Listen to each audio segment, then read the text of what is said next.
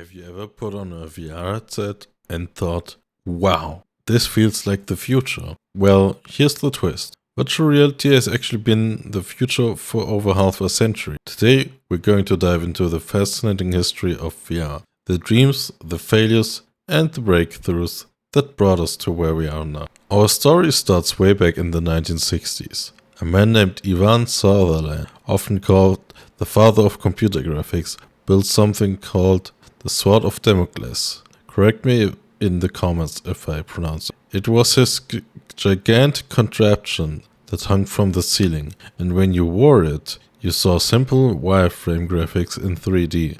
Sounds primitive, right? But at the time it was groundbreaking. Nobody had ever created an interactive virtual world before. Fast forward to the 1980s and 1990s.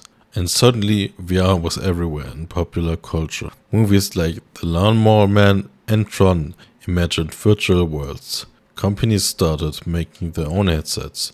Nintendo even released the Virtual Boy in 1995. But here's the problem. The technology wasn't ready. The graphics were clunky, the headsets were heavy, and the price tags were sky high. VR became more of a novelty than a revolution. For most people, it was a cool idea that just didn't work well enough. After that, VR kind of disappeared through the 2000s.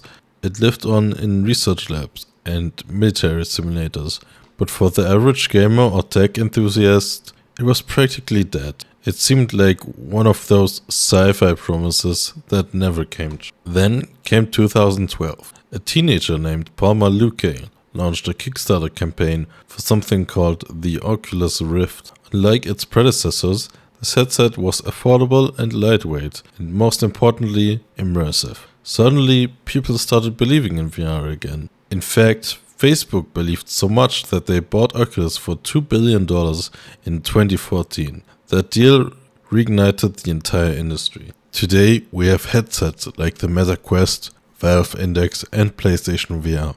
The worlds we can explore are bigger, more detailed, and more realistic than ever before. From gaming to fitness, from virtual concerts to remote work, VR isn't just about escaping reality anymore.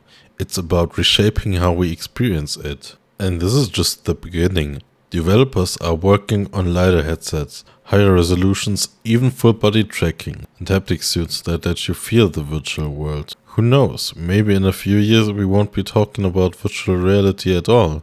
We'll just call it reality.